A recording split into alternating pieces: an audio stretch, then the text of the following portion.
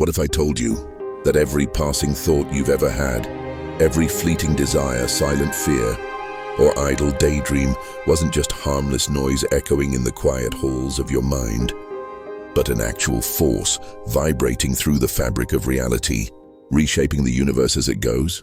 You've heard the phrase before, your thoughts become things, but most dismiss it as motivational fluff, the kind of phrase printed on coffee mugs or pinned to vision boards. Yet beneath that cliché lies one of the most dangerous, empowering, and deeply misunderstood truths of existence, because hidden within the ancient scrolls of mystics, buried in the dusty corners of Hermetic doctrine, and now echoed curiously by the revelations of modern quantum physics, is the same message repeated again and again. The observer changes the observed. The mind shapes the matter. The universe listens and responds. So the real question isn't whether your thoughts have power. It's how deep does that power go? Consider this. Imagine a dream so lucid, so vivid, that you couldn't tell whether you were awake or asleep. Now imagine discovering that life is that dream, that the physical world, this chair, that sky, your body, is nothing more than organized information, held together by agreements in vibration, expectation, and attention. You think you're watching this video, but what if the video is watching you back? In this journey, we'll plunge into the heart of what sages, shamans, and scientists have long whispered, that the boundary between mind and matter is a veil and thinner than you think. You'll discover how ancient esoteric systems foreshadowed quantum principles long before laboratories existed, why your beliefs might be the blueprint behind the events of your life, and how you can begin right now to rewire the way you think in order to literally reshape the world around you. We won't just talk theory. By the end of this, you'll walk away with mystical knowledge and practical tools, techniques rooted in spiritual discipline but sharpened by scientific insight. So if you've ever felt like there's something more, something just beyond the veil of the visible world, then stay with me, because what we're about to uncover may shake the ground beneath your certainty, but it will awaken something ancient within your soul, a whisper from the universe you forgot how to hear. Are you ready to remember? Long before particle accelerators mapped the void, before scientists debated the shape of space and time, there were the mystics, the quiet architects of unseen truths. They did not wear lab coats nor scribble equations. They closed their eyes, listened to the silence, and stepped into what they called the real. Their discoveries were etched not in peer-reviewed journals but in symbols, chants in stone. Yet what they glimpsed through trance, ritual, and contemplation now echoes through the corridors of modern physics. In ancient Egypt, initiates of the Hermetic tradition spoke of the all, a boundless, conscious force that permeated everything. The all is mind, the Kybalion declares. The universe is mental. To them, existence itself was not made of matter, but of thought, luminous, vibrating, alive. What we see as solid was only the outer crust of an infinite dream. Across the seas, the Vedic sages of India reached a parallel conclusion. They spoke of Maya, the grand illusion, the world of appearances that seduces the senses but conceals the truth. Beneath Maya lies Brahman, the eternal field of consciousness from which all things emerge. Not unlike modern notions of a unified field, Brahman is pure being, unchanging, infinite and mental in nature. Tibetan mystics in the Dzogchen tradition likened reality to a mirror, empty of inherent structure, yet capable of reflecting anything you bring to it. What you perceive, they taught, arises from what you project. Thoughts are not hidden. They are radiant, woven into the tapestry of form. And just like ripples in a pond, they travel outward, touching realities beyond what the eyes can track. In the deserts of early Christianity, the Gnostic seers offered another lens. They believed that fragments of divine awareness had become trapped in matter, asleep within the illusion of separation. Their mission wasn't to worship a distant god, but to awaken, to remember that all of reality is a layered dream, and the soul is the dreamer behind it. Notice the pattern? These were cultures separated by continents, languages, and lifetimes, and yet they spoke the same metaphysical tongue. That mind is not a passenger in reality, it is the engine behind it. That what we experience as out there is actually a projection from in here.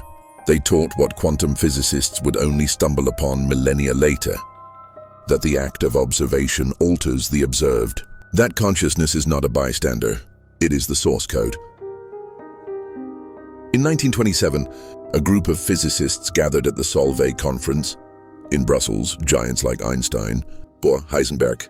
They weren't meditating in temples or chanting mantras. They were arguing about light, but unknowingly, they were stepping into territory the mystics had already mapped. They discovered something strange, something that shattered the foundation of material certainty. Particles behave differently when observed. When no one watches, a quantum particle exists as a wave of probabilities, spread out, undefined everywhere and nowhere. But when measured, it snaps into a single point in space. A choice is made, a reality is selected.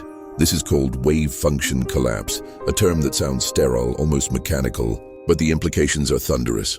Because what collapses the wave? Observation. And what is observation if not a function of consciousness? This is the same principle ancient traditions articulated in mystical language. Where they spoke of attention-creating form, science now whispers of measurement shaping matter. The double-slit experiment, one of the most replicated in physics, takes this even further, via individual particles at a barrier with two slits. If no one observes, they behave like waves, creating an interference pattern as if they pass through both slits at once. But observe them closely and they act like particles, choosing just one path. The only thing that changes the outcome is whether a conscious observer is watching. It's as if the universe waits for your attention before deciding what it will become. And then came quantum entanglement, a mystery Einstein famously called spooky action at a distance. Two particles, once connected, can remain bonded across space.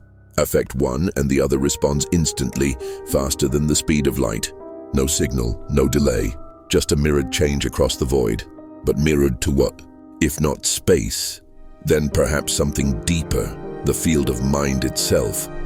Here, science starts to sound like scripture. What if reality is not built from atoms, but from agreements? What if it is not bricks and mortar, but relationship, observation, expectation, conscious participation?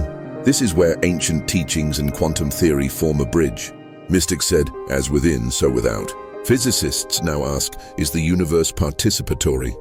Both point to the same truth, that you are not in the universe as a passive object. You are the aperture through which the universe awakens to itself.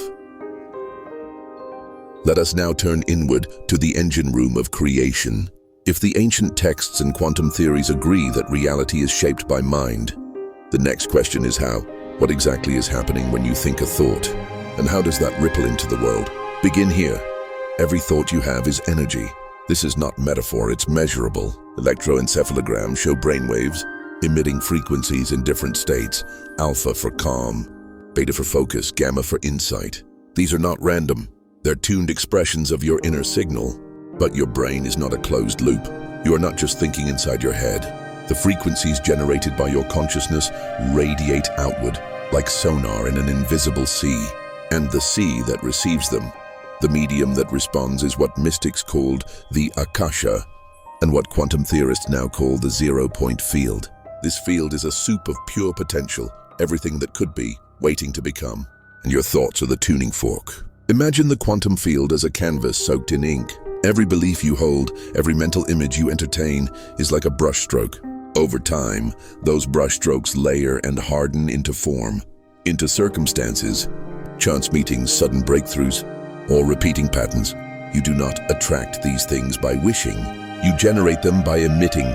Your inner state is the frequency. The world you experience is the echo. This is why the ancients were obsessed with inner alignment. To them, manifestation wasn't about scripting desires or hacking the law of attraction. It was about creating a coherent signal. And coherence happens when your thoughts, emotions, and beliefs are unified. If you visualize abundance but feel scarcity, you're sending a mixed message to the field. If you speak love but harbor resentment, your vibration splits. And the field, always neutral, reflects back what is most dominant, not what is most polite. Now pause and consider the subconscious. It runs 90 to 95% of your behavior. This means your conscious thoughts, your affirmations, your intentions are often whispers, compared to the booming drum of your conditioned mind. If your subconscious believes the world is dangerous, no amount of conscious positivity can override that signal, unless the deeper pattern is seen, felt, and rewired. This is why affirmations sometimes fail, and why deep inner work is essential. You must become the frequency of what you seek, not pretend it. That is how you stop being a tourist in your dreams, and start becoming their architect. Let's return to our metaphor of the quantum field as a sea of clay. Most people shape this clay unconsciously. Their thoughts are reactive, fragmented, soaked in past wounds or future worries. The result? A life sculpted by accident, not intention. A sculpture formed by shaky hands. But imagine for a moment that you become still, that you turn your focus inward, not to escape the world but to align with it. In this stillness, your thoughts begin to organize. You become deliberate, coherent, present. And coherence is everything. When your heart and mind align, when your beliefs, feelings, and focus become a single unified signal, you enter what mystics called the creative state. This is the state where miracles are born, not from effort, but from resonance. In quantum terms, coherence means constructive interference, where waves amplify each other instead of canceling out. Your internal vibration, when aligned, becomes more powerful, more resonant.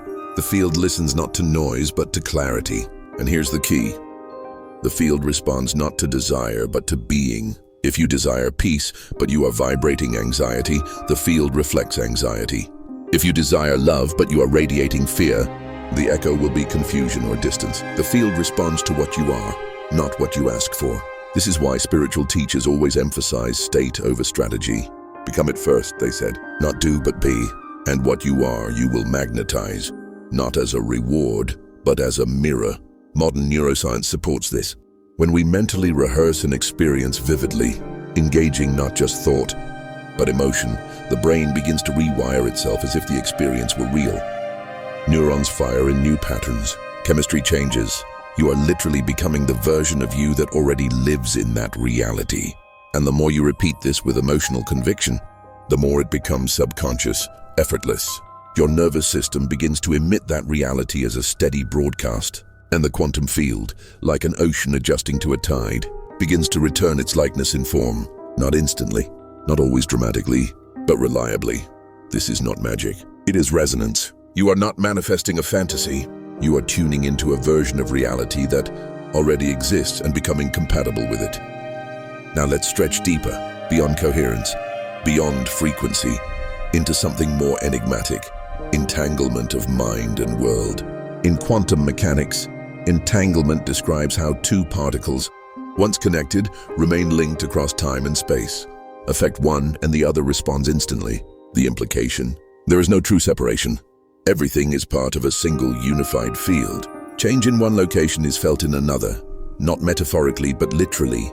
But what happens when a human mind becomes entangled with a future possibility? What if the visions you hold with emotion and clarity form an energetic bond between you? And that potential outcome, a bridge across dimensions. The moment you imagine something vividly, something meaningful to your soul, you form a thread, a line of resonance. The more you invest energy, belief, and emotion into it, the stronger that thread becomes. Eventually, like a tether pulling across probability space, that future begins pulling you toward it, or vice versa. You don't chase it, you align with it, you entangle with it. This is why the mystics emphasized ritual, not for superstition, but for alignment. Repetition, symbolism, and focused intent form a rhythm in the psyche, anchoring the mind into a reality not yet visible. These weren't acts of worship, they were technologies of consciousness. Modern quantum biologists now theorize that the body itself may act as a quantum processor. Microtubules in neurons, some suggest, may be capable of quantum coherence. In simpler terms, your body is not just reacting to reality, it may be co-authoring it. Your nervous system, your heart, your breath, all instruments in the orchestra of manifestation. But none of this works if you live on autopilot. Autopilot keeps you entangled with the past. It loops your energy through old memories, limiting beliefs and unhealed emotions. And what you loop, you repeat. The field, remember, reflects the dominant signal. If your signal is based on yesterday, today becomes a mirror of your yesterdays. To change the output, you must change the input. This is where presence becomes power. The more awake you are in the moment, the more freedom you have to choose a different thought, a different reaction, a different vibration. And each new vibration becomes a vote for a different future. Let's now address a paradox that confuses many seekers. If thoughts shape reality, why does suffering still happen? Why do bad things occur even when we try to think positively? Because this isn't about wishful thinking. It's about vibrational congruence and the layers of programming that shape our signal. Most of what you experience today was set in motion long before you became conscious of it. Early beliefs, ancestral trauma, collective patterns, all of these broadcast through you like background music. Even when you're unaware, especially when you're unaware. To change your external world, you must illuminate the internal architecture. That means noticing not just what you think, but what you assume, what you fear without realizing it, what your body tenses against when you speak a desire aloud. Because desire without permission creates inner war, and the field listens to the conflict. This is why real transformation requires more than surface-level affirmations. It requires shadow work. You must meet the parts of you that fear your own power, the parts that distrust joy, the parts that sabotage love because pain feels safer. You don't erase the shadow, you integrate it. And as you do, your signal becomes clearer, deeper, and more honest. Not just high vibration, but true. And truth resonates more powerfully than pretense ever could. Now let's address another layer: time. The field doesn't run on linear time. It operates in probability, resonance, and now. So when you align with the future version of yourself, you're not waiting, you're becoming. And as you become, you pull that version into visibility. But this requires patience. Seeds grow in silence. Frequencies stabilize over time. And the universe often rearranges reality in strange, non-obvious ways. A delay is not a denial, it's an orchestration. The field is working through millions of variables. Let it. Your role is to stay aligned, not obsessed. To trust, not control. To act, not force. And when you do, the impossible starts to look strangely inevitable. Doors open that logic can't explain. People appear at the right moment. Synchronicities gather like whispers from the void, confirming what your soul already knows. You are not a small being in a dead world. You are consciousness entangled with the infinite, and what you believe, feel, and radiate is shaping the very sky above you. Now that we've opened the veil and seen how thoughts shape the quantum field, let's move from theory to practice. Because mystical truth, no matter how profound, is useless unless you can live it. Here is the central principle to remember. You don't manifest what you want, you manifest what you are. So the work begins not with asking, but with aligning, tuning yourself to the reality you wish to experience. Let's start with step 1. Observe your signal. Before changing anything, become deeply aware of the frequency you're broadcasting. Throughout the day, check in with your thoughts, emotions, and assumptions. Are they based in trust or fear, gratitude or lack, expansion or contraction? This is not about judgment, it's about awareness. The quantum field is not moral, it's responsive. It doesn't care if your thoughts are right or wrong. It reflects the most dominant vibration. So if, beneath your desires, you constantly think, "Nothing ever works for me. I don't deserve this. I'm always behind," then those patterns are being etched into the clay of creation. Regardless of what you say out loud, start journaling, not to script outcomes, but to expose your patterns. Ask, what belief is shaping this reaction? Where did I first learn this feeling? Is this story even mine? Awareness is how you take your hands off autopilot. It is how you reclaim authorship. Next, move into step 2, emotional rehearsal. Visualization is more than imagination. It's energetic rehearsal. When done properly, you are conditioning your body to feel the vibration of a future event before it happens. And when the body feels it, the field receives it. Here's how. 1. Sit still. Close your eyes. Breathe deeply. 2. Imagine a version of yourself already living the life you desire. 3. Don't just see it. Feel it. What does it feel like to walk in that version's body? To speak from that confidence? To love with that clarity? Hold that emotion, not the image, as long as you can. Emotion is the carrier wave. If your mind drifts or resistance surfaces, this is stupid. This isn't real. That's your subconscious defending its old signal. Gently return. With repetition, your body will adapt. New neural pathways will form. And over time, your baseline vibration will shift. Now that you've begun emotional rehearsal, let's add step 3, clear the interference. You could visualize abundance for hours, but if you're unconsciously vibrating guilt, shame, or doubt, your signal will be jammed. The field responds best to coherent, uninterrupted frequencies, so you must identify and clear what muddies the channel. How? One effective tool is somatic awareness. Your body stores unresolved emotions like buried static. when you feel tension, constriction, or unease during visualization. Don't ignore it, lean into it, ask, where in my body do I feel resistance? What memory or belief arises with this sensation? What does this part of me need to feel safe? Then breathe into that space. Offer compassion, not correction. This is not about suppression, it's about inclusion. You're not cutting out parts of yourself. You're reintegrating them. Another tool, inner dialogue or parts work. If a voice inside says, this won't work, ask it why. Let it speak. Often that voice is younger than you think. An old version of you trying to protect you from disappointment. Thank it, reassure it. Let it know you are choosing a new path, and it's safe now to evolve. When these fragments of self are seen and heard, their grip loosens. Your signal becomes clearer, more unified. The field can finally hear you. Next, step 4, align with action. The universe doesn't respond only to energy, it responds to embodied energy. You must walk as the version of yourself you're becoming. Not wait until the world changes before you do. Ask, how would that version of me speak today? What would they stop tolerating? What would they invest time and attention in? Then take small actions from that state. Not massive leaps, but consistent gestures of alignment. As you do, you create a feedback loop. Inner state fuels action. Action reinforces belief. Belief strengthens signal, and the field reflects it all back in form. Now for step 5, trust the delay. One of the greatest tests of alignment is time. When you plant a seed in fertile soil, you don't dig it up every morning to check if it's growing. You water it. You trust the unseen. In the same way, when you emit a coherent signal into the quantum field through thought, emotion, and aligned action, you must allow space for the field to respond. That response may arrive in unexpected forms, a conversation, a challenge, a moment of stillness that reveals a deep truth. If you constantly check the mirror for change, you're signaling doubt, and the field reflects that. But if you remain grounded in your inner knowing, regardless of external feedback, you build magnetic power. Mystics called this faith, not blind belief, but vibrational conviction. The ability to hold your state regardless of appearances. To support this, create rituals of remembrance. Begin each day in stillness, revisiting your vision and anchoring its emotion. End each day by reviewing small evidences of alignment, signs, synchronicities, unexpected ease. Speak gratitude for what has not yet arrived, as if it already had. This keeps your field steady, and a steady field attracts more steadily. Finally, step 6, serve the field. The ultimate alignment comes not just from getting, but from giving, from becoming a vessel through which consciousness expands, uplifts, and heals. When you ask, how can I serve through this vision? You open the door to universal support.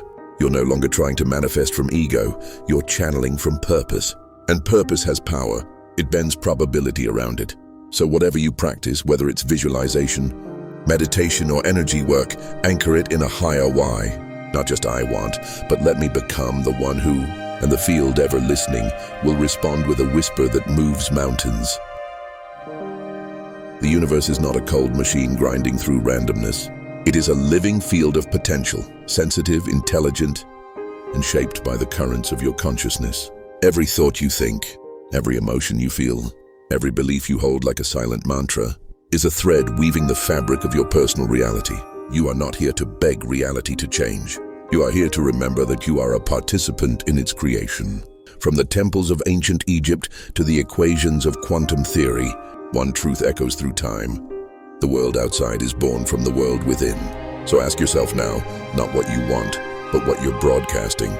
Are you vibrating from fear or from faith? Are your thoughts accidental or intentional? Is your signal fragmented by doubt or aligned with inner truth? This is not about forcing outcomes. It's about refining resonance. And when your signal becomes clear, when thought, feeling, and belief flow in harmony, the quantum field begins to organize around you like stars pulled into orbit. Coincidences will no longer feel random. Opportunities will no longer feel out of reach. And you will begin to sense a quiet power behind your eyes. The remembrance that you are and always have been the architect of experience. So pause, breathe, and become still. Listen, not to the noise of the world, but to the frequency beneath your skin. Adjust the dial, because the universe is listening, and it's waiting for your signal.